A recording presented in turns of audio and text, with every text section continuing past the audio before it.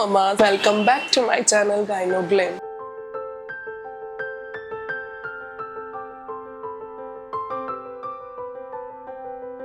Gyno Glam is a space where mamas get tips, care and a sparkle of their journey. If you are new to join me, a special welcome to you. Thanks for joining me. I am your OBGYN friend Pratibha Joshi and a warm welcome to you. So mamas, if you are pregnant and it's your first trimester, then congratulations to you. लेकिन अभी कुछ mamas को morning sickness से परेशान होना पड़ रहा है और इससे हम कैसे बच सकते हैं, चलिए जानते हैं हमारे इस वीडियो। नोजिया और vomiting, right? Don't worry, I am here. आज हम इसके कुछ रीजंस के बारे में और टिप्स के बारे में बात करेंगे।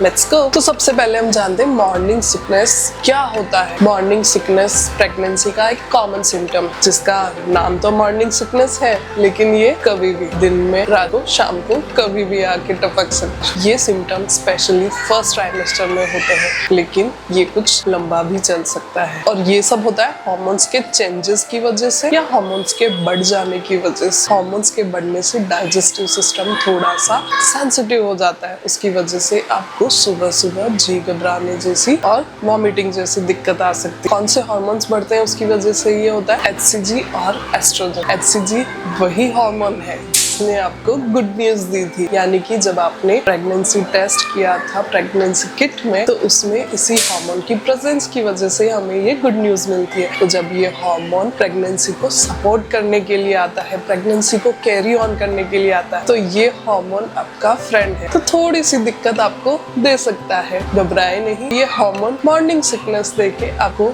उसकी प्रेजेंस फील करवाता है, क्योंकि मॉर्निंग में ये हार्मोन बहुत पीक पर होता है। इसीलिए हमें प्रेगनेंसी टेस्ट करने के लिए भी मॉर्निंग के फर्स्ट यूरिन से टेस्ट करने के लिए एडवाइस की जाती है। काफी बार प्रेगनेंसी में स्मेल्स के लिए भी सेंसिटिविटी बढ़ जाती है, उसकी वजह से भी नोजिया और वॉमिटिंग होता है। तो जब प्रेगनेंसी कंसीव होती है ना, बहुत से बॉडी के हार्मोन्स और सेंसेस थोड़ा सा बढ़ जाते हैं, तो उसकी वजह से आपको स्मेल का सेंस भी थोड़ा बढ़ जाता है, तो उसकी वजह से आपको थोड़ा इरिटेशन होकर नोजिया वॉमिटिंग होता है। और द थर्ड रीजन इज भूख। यस, प्रेगनेंसी में एक्स्ट्रा भूख लगती है, तो जब भी आप भूखे होंगे तो आपको नोजिया वॉमिटिंग होगा।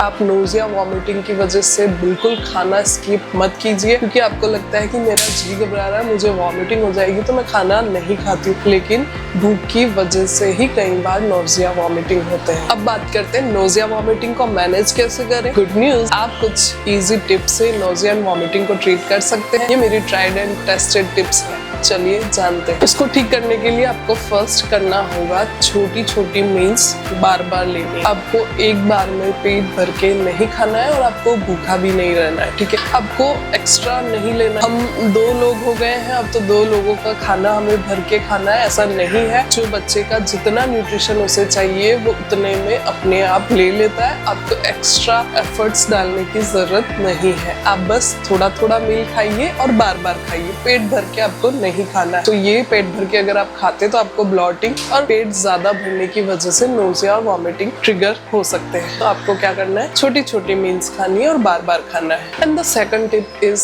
हाइड्रेशन का आपको बहुत ही प्रॉपर से ध्यान देना है। आप सिपर यूज कर सकते हैं। अगर आपको प्लेन वाटर अच्छा नहीं लगता है तो जिंजर वाटर, लेमन वाटर आप ले सकते हैं, बहुत ही टेस्टी लगता है। आप इस तरीके से वाटर को थोड़ा टेस्टी बना के सिप सिप करके पानी पी सकते हैं। And the third is ginger है आपका दोस्त। यस, आपको अगर नोजिया वॉमिटिंग ज्यादा हो रही है तो आप जिंजर कैंडीज यूज कर सकते हैं। वो कैंडीज बहुत हेल्पफुल रहती है। जिंजर का पानी पी सकते हैं और जिंजर की चाय पी सकते हैं। ऑफ कोर्स जिंजर वाली चाय, खत्म nausea. And the fourth one is strong smells. जो आपको स्मेल्स ट्रिगर करती है, ऐसी ट्रिगर्ड स्मेल से दूर रहना है। आप थोड़ा खूबसूरत सा अपना एनवायरनमेंट बना सकते हैं, जैसे कि आप डिफ्यूजर में पेपरमेंट या लेवेंडर की फ्रेग्रेंस यूज कर सकते हैं। And the fifth tip is relaxed, काम एंड टेक रेस्ट। थकान की वजह से नोजिया ज्यादा बढ़ सकता है, इसलिए आप फ्रिक्वेंटली रेस्ट करें। किसी भी काम में इतना इन्वॉल्व ना हो कि आप कंटिन्यू किसी काम में बिजी है, आप बीच बीच में थोड़ा थोड़ा नैप, रेस्ट ले सकते। और इसमें डीप ब्रीदिंग भी बहुत हेल्पफुल होती है। मॉर्निंग, इवनिंग में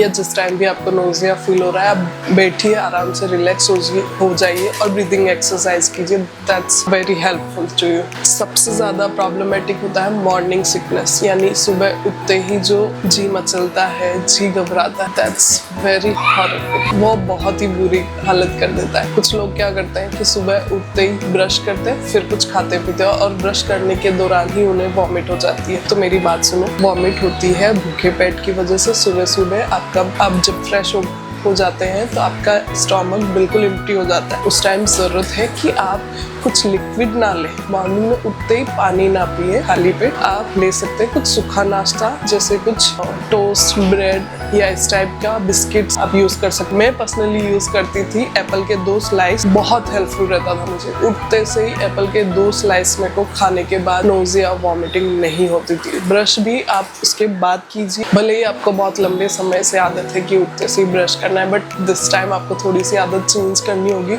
मॉर्निंग में उठते से ही सबसे पहले कुछ खाइए, कुछ सूखा ऐसे खाइए, लिक्विड नहीं लेना। अगर ऑरेंज खा सकते हैं, बहुत से लोगों को ऑरेंज बहुत सूट होता है। काला नमक, काली मिर्च जैसे थोड़ा सा स्प्रिंकल करके, और फ्रूट्स का एक बहुत छोटा बॉल सा सैलेड बना के खा सकते हैं। फ्रूट सैलेड खा सकते हैं, बहुत यम्मी, बहुत टेस्टी रहता है। नहीं तो आप लेमन के ऊपर थोड़ा सा काली मिर्च या काला नमक लेके आप उसे स्क्वीज खा सकते हैं। तो ये बहुत हेल्पफुल रहता है। मेरे टाइम में, मुझे प्रेगनेंसी में सिर्फ मॉर्निंग में इस टाइप की नोजिया फील होता था, तो मैं ये टिप करती थी। उसके बाद मुझे काफ़ी रिलैक्स्ड फील होता था। उसके बाद मैं चाय या जो भी लेना चाहूँ ले सकती थी। तो सुबह से उठते ही मैं 2 स्लाइस ऑफ एप्पल के खा के ही दूसरा काम स्टार्ट करती थी। सो ये मुझे बहुत हेल्पफुल रहता था। बीच बीच में खाने की स्मेल और इन सब से मुझे प्रॉब्लम, इरिटेशन होती थी, बट कुछ ना कुछ खा लेने की वजह से मुझे ठीक होता था। मुझे ना सबसे ज़्यादा नोजिया फील होता था भूखे पेट की वजह से। तो मैं अपने रूम में ऑलवेज ऑरेंजेस रखती थी, ऑरेंज, ग्रेप्स, फ्रूट्स और ड्राई फ्रूट्स भर के रखती थी कि मुझे मिडनाइट भी बहुत तेज भूख लगती थी, और इतनी तेज भूख की बाहर किचन में जाके कुछ खाने का लेके आने तक का भी वेट नहीं होता था। मुझे इतनी तेज भूख लगती थी। तो उसके लिए मैं अपने रूम में हमेशा ड्राई फ्रूट्स और फ्रूट्स रखती थी। सो ये मुझे बहुत हेल्पफुल रहा। इट कुड भी आपको भी हेल्पफुल रहेगा ये टिप। अगर आपने शुगर टेस्ट किया है तो अगर नॉर्मल है तो आप, मुझे बहुत ही हेल्पफुल रहा।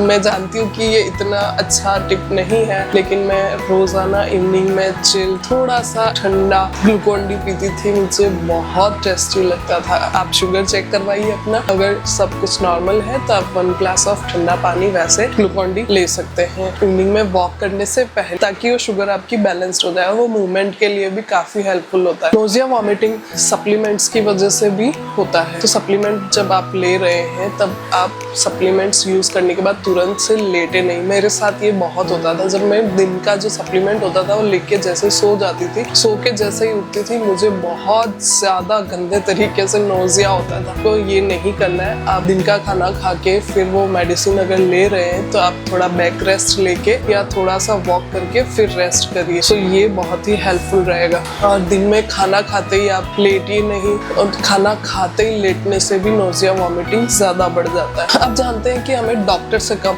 कांटेक्ट करना है। अगर नोजिया, वॉमिटिंग 24 आवर्स से ज्यादा कंटिन्यू आपके पेट में कुछ टिक नहीं रहा है, आप जो खा रहे हैं वो सब थ्रू आउट हो रहा है, एक दिन में 3 बार से भी ज्यादा आपको वॉमिटिंग होती है तो भी आपको डॉक्टर से मिलना जरूरी होता है। तो नोजिया, वॉमिटिंग इतनी हो रही है कि 24 आवर्स से ज्यादा हो गए और आपके पेट में कुछ भी टिक नहीं रहा है। आप पानी पी रहे हैं वो भी निकल रहा है, आप कुछ खा रहे हैं वो भी निकल रहा है। सो इस कंडीशन को बोलते हैं हाइपरेमेसिस ग्रेविडियम।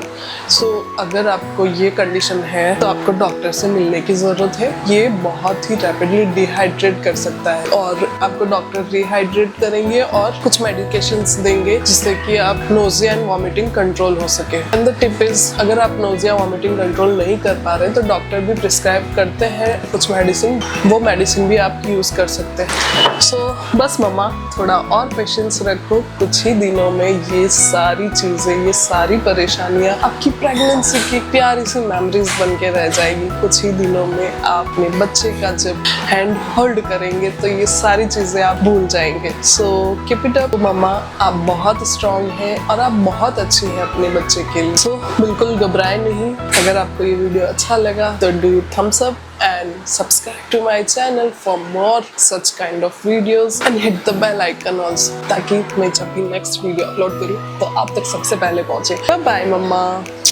you are so good, you are so lovely.